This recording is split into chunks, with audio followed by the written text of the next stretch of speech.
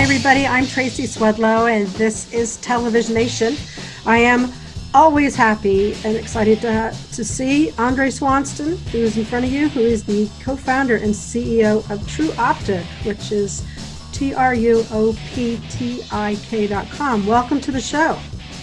Thanks for having me, Tracy. Where are you? Are you in Stamford, Connecticut? I am in Danbury. So we're headquartered in Stamford. I live about 30 miles away in Danbury, Connecticut. Okay.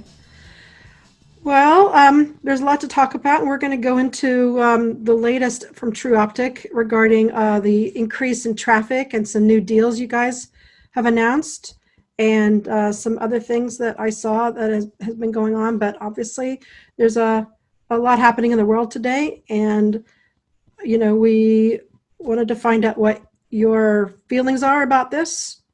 I don't know. It's really about being human, right? It's just about being pretty angry about what happens to humans who are in positions of disempowerment, right?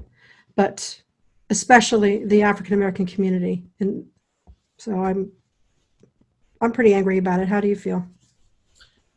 Yeah, I mean, obviously there's a lot going on. I think you have the struggles that I think everybody's feeling relative to the impact of COVID-19 and social distancing and the unemployment rate being the highest in almost 100 years. And then a lot of those impacts disproportionately impacting people of color.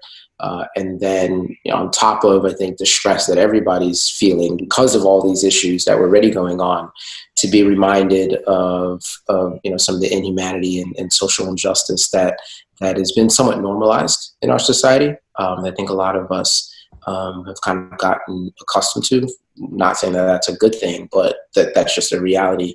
And I think this time more so than the other times, because this isn't something new, right? With the George Floyd, I think the difference was the manner in which it's I think even more horrific than with some of the unarmed police shootings that have happened. It being on video for people to just kind of see like how ridiculous it is. How difficult it was to even press charges on officers, which is, if it's, think about it. If you can have somebody strangle somebody to death on video and it'd be that difficult just to press charges, right? And take, another week or two after that to have the people holding down the person being charged. Imagine how difficult it is or how useless it feels sometimes to just file a complaint about profiling or illegal stop or illegal search or just being physically abused, even if it's not on tape. So, I think what's important across society, across the ad tech industry as well, is I think there's much more of a greater sense of empathy and much seems more like a sense of urgency in terms of having some sort of action being taken or to drive to some sort of change. I think that everybody has their own way that they can do that. I think you've seen brands trying to show their support through the Blackout Tuesday initiatives. You had Viacom, CBS actually having stations go dark for 8 minutes and 46 seconds. So I think, as long as it's considered authentic, and not opportunistic. I think any of the efforts that people are doing are all part of the progress that we need to make. And I commend a lot of my peers and colleagues from other companies that are not being quiet. I think often times that's probably the biggest mistake that all of us make, and I'm not immune to that in terms of maybe not being as vocal or just kind of turning the other cheek. And I think people are just kind of fed up with things that they see, whether they're happening to other people or themselves or their employees or their friends. And I think that's a huge step. I haven't in my life recall a time where such a wide swath of people seem so engaged at the same time. So we'll see what progress can be made. Look, generally speaking, I think across any race or ethnicity in this country, there's barriers or hurdles due to socioeconomic status, right? You could be a poor working class white person in the South. You get trampled over all the time, right? By Republicans, Democrats. I mean, the conditions in some of these states like Kentucky and Alabama, I mean, from education exposure. So it's not just limited to Black and brown people. I think there is a sort of economic hurdles that everybody faces. I think the difference in communities of color when it comes to things like discrimination by police officers and others is that it has nothing to do with your economic status, right? I'm worth more than 99% of the people in America. I still get pulled. I've still gotten pulled out of a car and handcuffed and had gun pulled out of me and stuff like that in Fairfield County, Connecticut, right? And we're not talking about in an urban area. So I think there are things that impact people across all races, right? I think our socioeconomic status is a big part of that, education and other things. And then there's some aspects in society that have nothing to do with that are solely tied to the color of your skin, or what I've had employees stopped on the way to work to prove their citizenship. Like I'm bored. I mean, I'm sure none of us walk around with our passport in our day-to-day life, right? I couldn't prove that I'm an American citizen if the cops stopped me on an average day, but the expectation is that Latinos should be able to. So I think, there's not just, there's still a lot of discrimination against women in and out of the workplace, in what they're paid and other stuff. So there's, I think I experienced that. I experienced that absolutely in the corporate marketplace. Believe me, I could go on in depth, but that's not what we're just discussing today. Yeah. So I mean, I think, and I don't want to lose focus either on something that's finally, I think, getting the attention that it's deserved for some time. But there's lots of avenues that we can improve on as a society. I think race is one of the uglier ones and the ones that has kind of been endemic in America. But it is far and away not the only one that I think there's been more attention to over the last few years and obviously in the last couple of weeks in particular.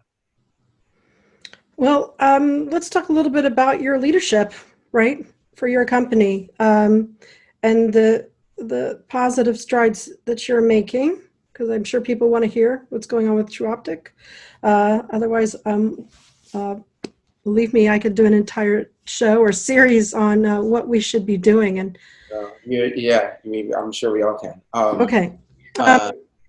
Okay, so let's tell them a little bit about what the company does. I mean, it delivers, complicated campaigns and provides all kinds of data-rich ways to measure and track advertising campaigns. And I also see that you, in light of the pandemic, I think you guys also offered your one of your platforms for free, right, to marketers. I don't know if that's still in place today to help ease the way for brands to communicate.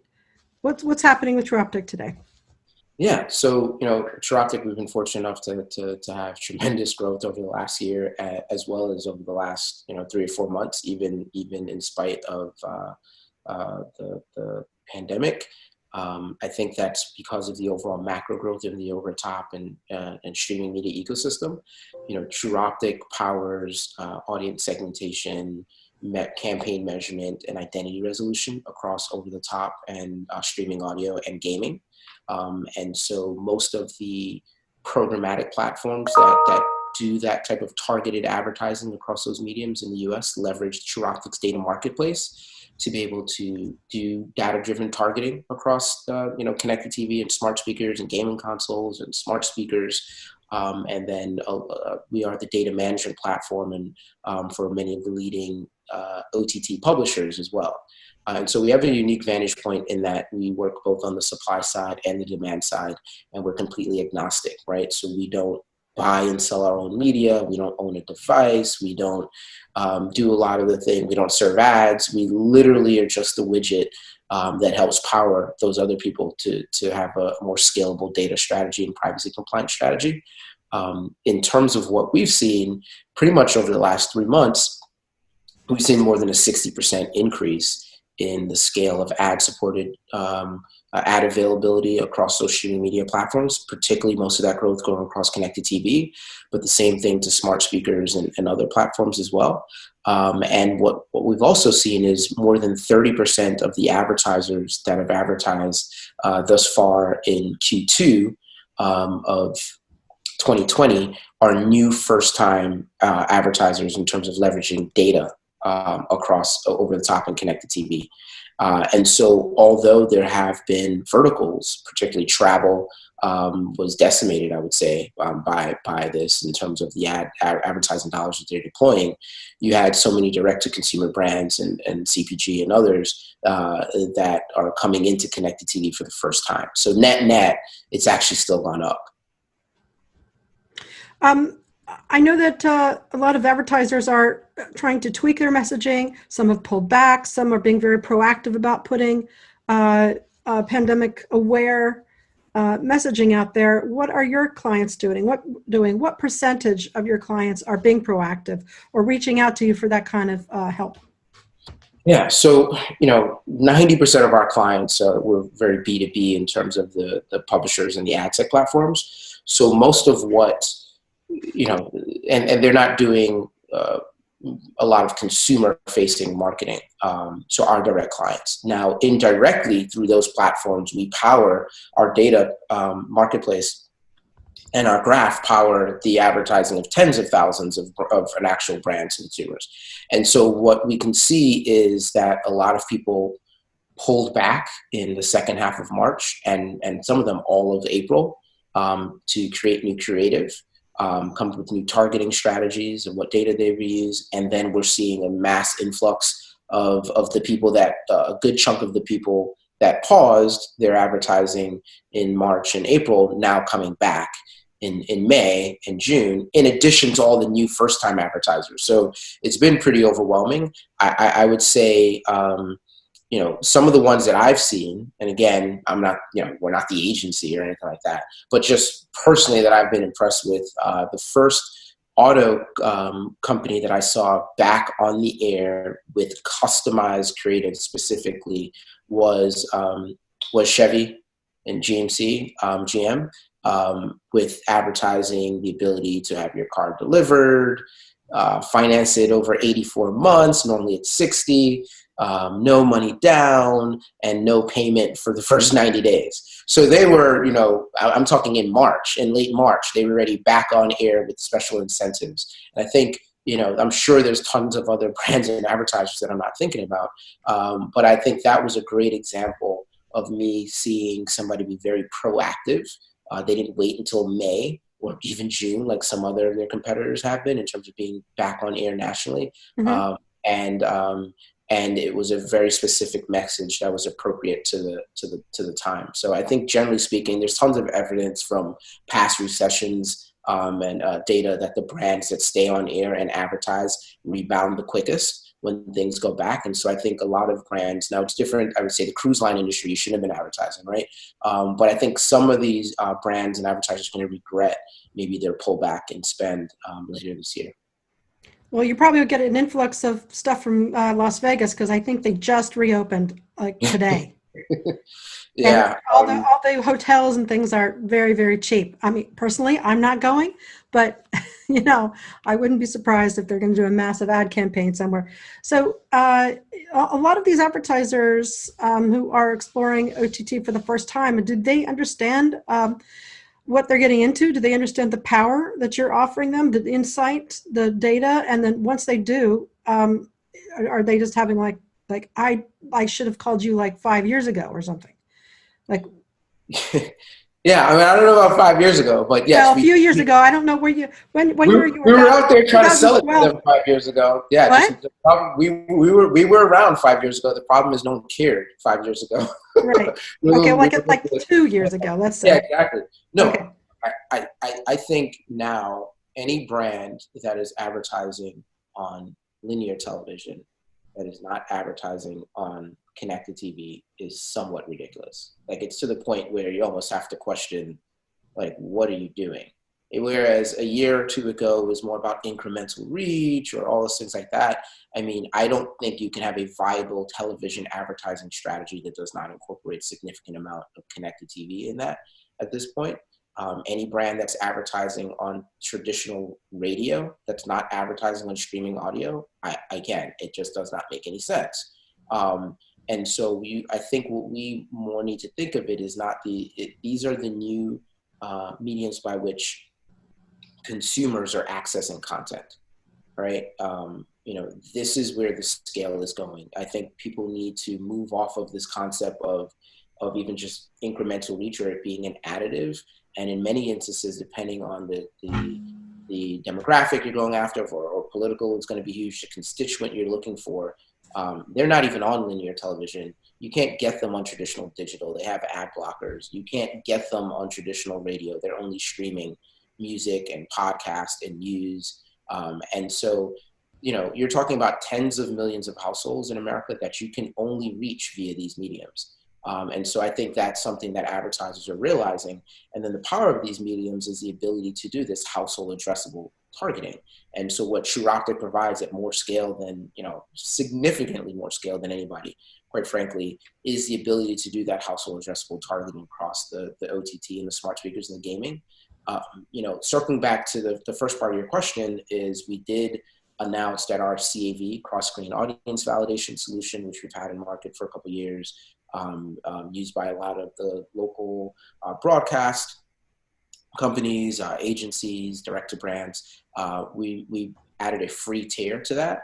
And the main genesis for that thought was there's so many new advertisers that are coming in that really, there's a lot of fragmentation in OTT. They may be buying a portion of their campaign through their traditional DSP. They may have some direct IOs. They may be buying from an MVPD or a device manufacturer's ad network.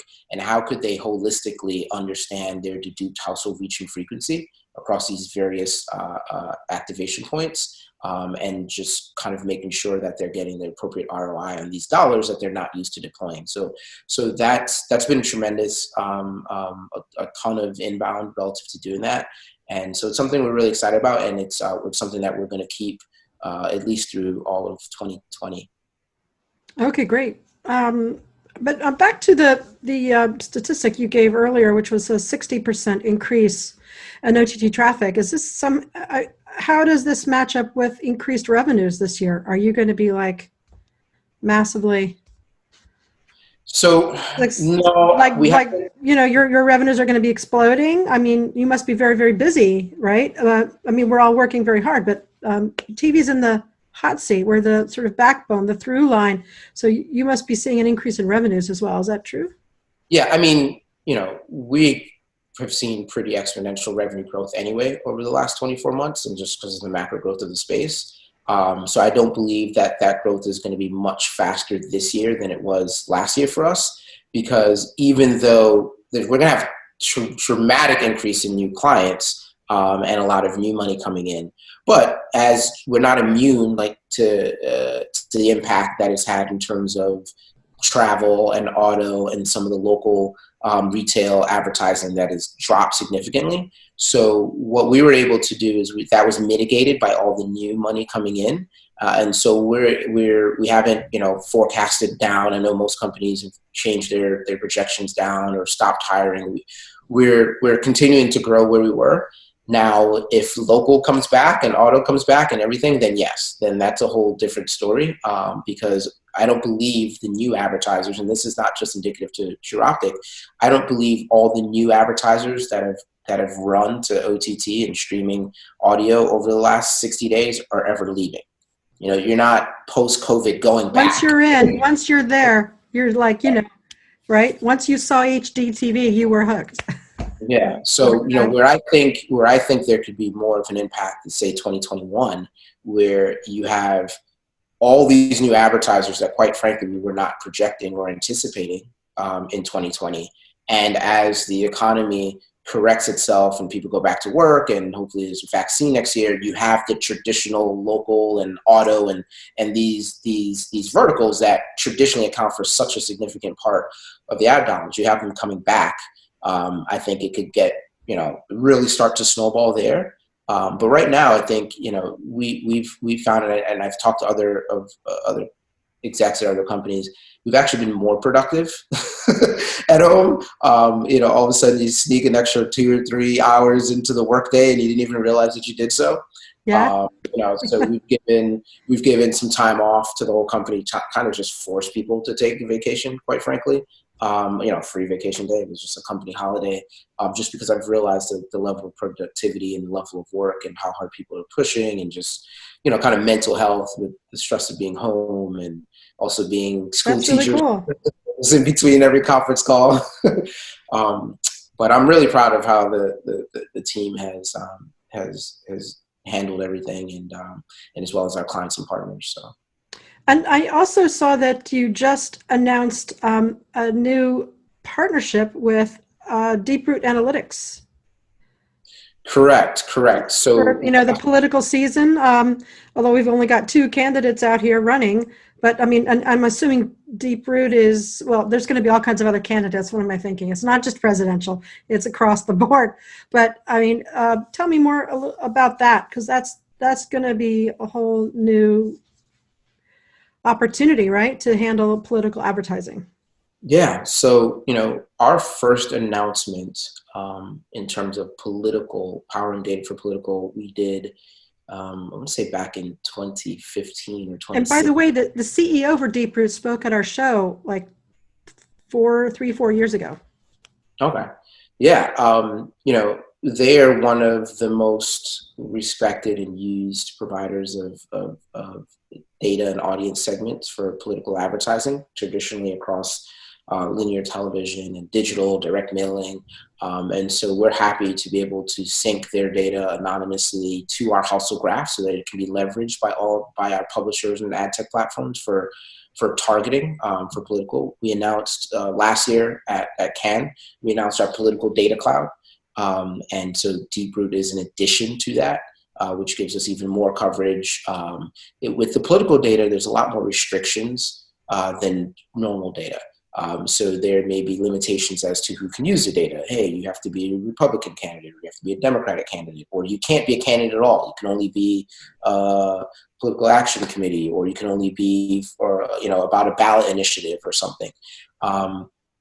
And so in order to have a comprehensive solution, not only do you need to have the scale that we have and all the pipe to map it to places, but you really need to have a diverse partner group to make sure that you can facilitate for all the different potential users and constituents.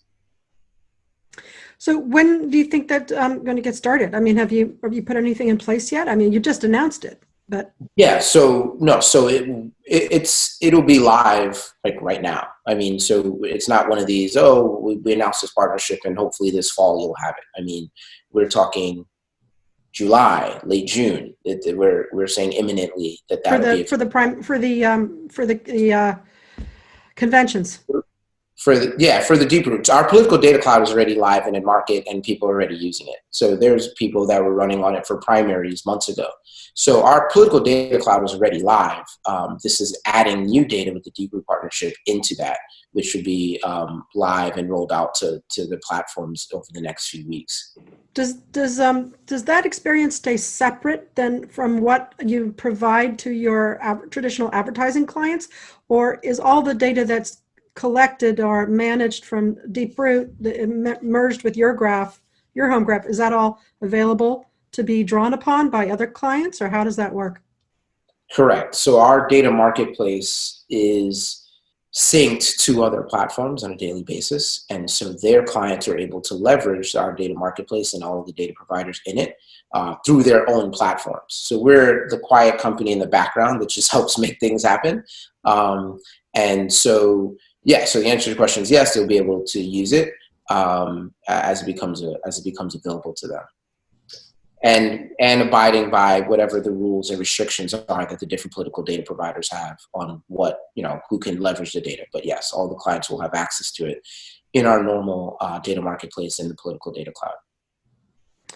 Well, what other challenges are ahead for you guys? Is there anything else on your roadmap that you're going to announce perhaps in the next 6 months, or anything? Is there any any? Not that I can announce today, but yes, the answer is yes. There's lots of new stuff that we'll announce, a whole bunch of new stuff in July. I just can't get it out yet. Oh, I'm normally the guy that shares stuff too soon, and then everybody gets upset at me. So I'm going to have some discipline and keep quiet now. no, do tell. Can you hint if it's making relationships with specific streaming platforms or big data companies? I mean, you're working with all of the big data providers like Experian and Axios. So we will announce over a dozen new data partnerships this summer. We will announce new platform integrations this summer, and we will announce new capabilities this summer. That's the most I can say for now. Okay, well, that's some good hinting. Okay. Yeah. All right. Well, that sounds wonderful. I wish you the best, and I'm glad all your employees are getting some time off.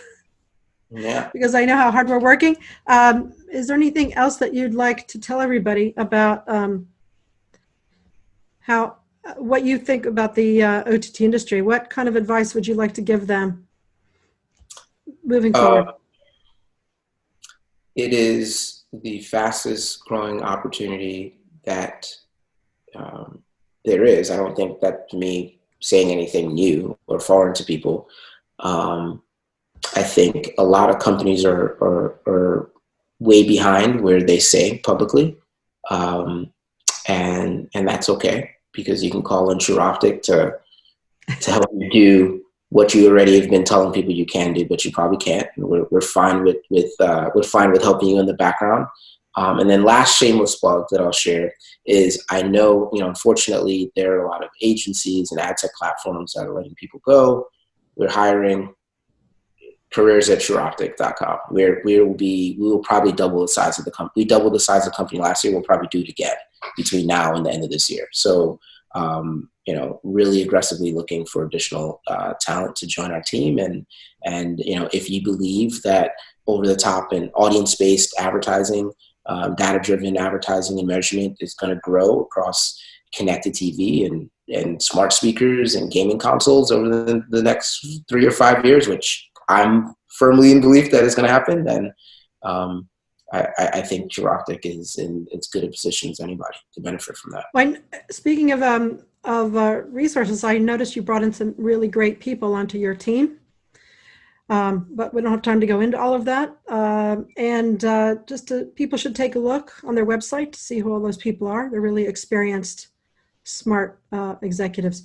Does this mean you're going to get some more funding to bring in to grow that? Yeah, so we announced a round last year. We've brought on additional funding in between that. Nothing too sexy, so we didn't publicly announce it, but we will be more than able to handle the staffing that we have planned. So, all right, everybody, you better send in your CVs immediately to Andre or someone over there. Thank you so much, Andre. I really appreciate it, and I'm very happy for you and all of the participation that you contribute to TVOT. Not very well articulated, but I appreciate the fact that you speak at our conferences all the time and share your advice and insight. So thank you so much. And here.